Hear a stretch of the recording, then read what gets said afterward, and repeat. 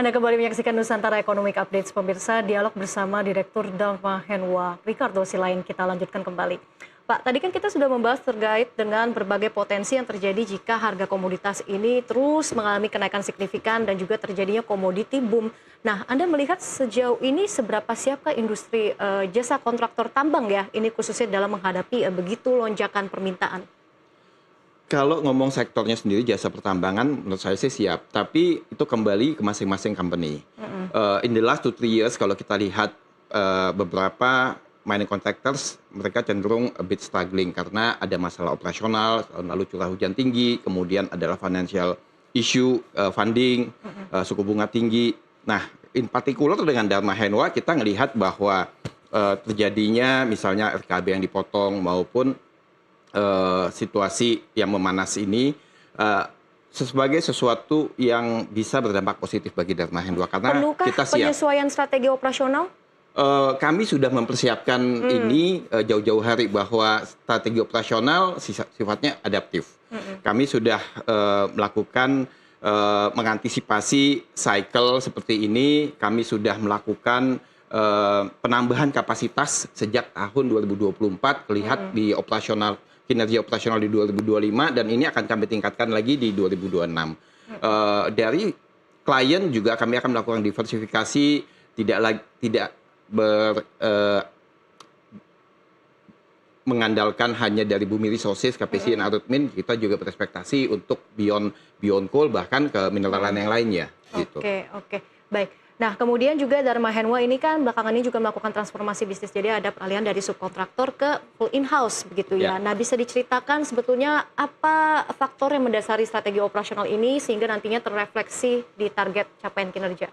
Ya, strategi itu memang karena kami ingin memperbaiki kondisi operasional, kondisi keuangan, dan juga kami ingin tumbuh secara cepat di jangka panjang. Jadi, we want to have a very strong growth in sustainable basis.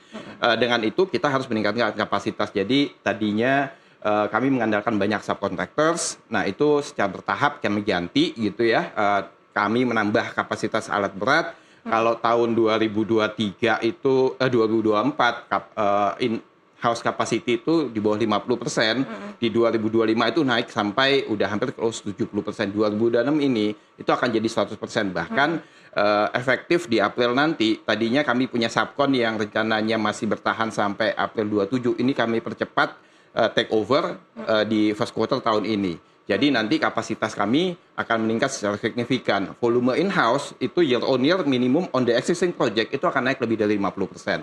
On top of that, there will be some other projects yang sedang ongoing, yang sedang kita kejar. Nah, dengan momentum jika ada potensi komoditi boom, seberapa besar peluang-peluang mungkin kontrak baru atau diversifikasi ke mineral lainnya yang mungkin masih bersinggungan nih dengan industri-industri yang hype kayak teknologi ataupun juga EV? Tentu saja sangat besar sekali karena kalau harga mineral naik, demand naik, volume naik, yaitu pasti yang mereka butuhkan adalah mining contracting yang memang punya kapasitas dan capabilities untuk ngerjain dan bisa deliver that kind of additional volume. Dan Dharma Henwa bisa dibilang yang paling siap untuk any additional volume going forward. Tapi di tengah dinamika RKAB yang juga tidak hanya berdampak pada volume produksi batu bara, tapi juga volume mineral-mineral komoditas lainnya, apakah ini menjadi penghambat?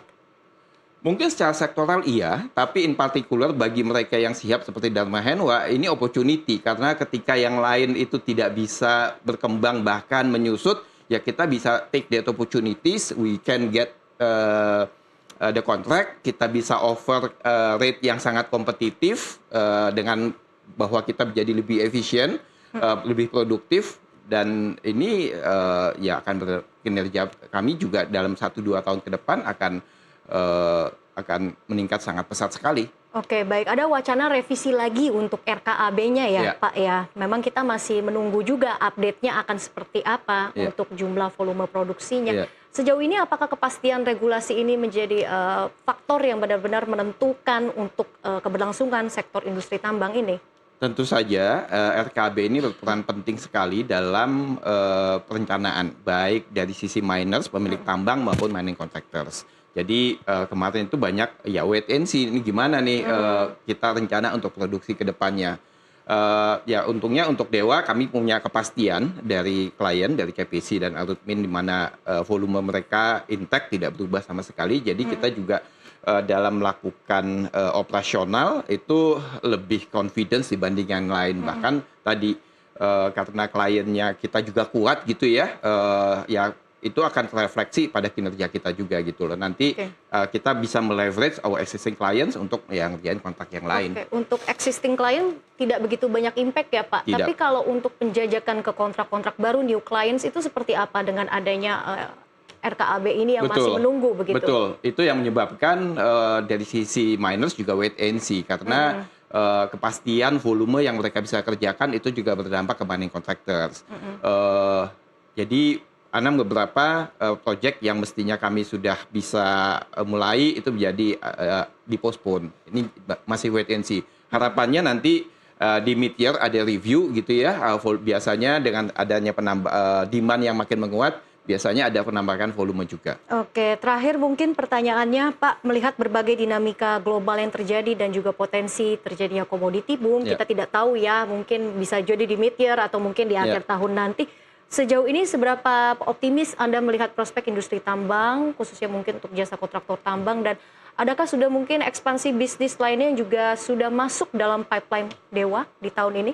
Ya, kalau ngomong secara sektor mungkin karena RKAB-nya ada potensi dipotong, mungkin tidak semenarik sebelumnya. Tapi untuk Dewa in particular kami sangat optimis sekali karena bisnis kami bisa dibilang sangat resilient ya. Kami sudah melakukan efisiensi, peningkatan produktivitas, meningkatkan kapasitas yang menyebabkan ya kami ready untuk in this case in this situation. Nah, ketika RKAB-nya nanti naik ya harapannya ya kami juga bisa menaikkan volume gitu. Nah, untuk ke depan memang kami berencana melakukan diversifikasi. Jadi in the longer term basis kita ingin menjadi investment holding company di mana tidak hanya berdasarkan mining contracting, tidak hanya batu bara tapi juga kita masuk ke mineral lainnya. Misalnya nikel atau mungkin bauxite itu juga yang kita lihat sangat-sangat menarik gitu loh.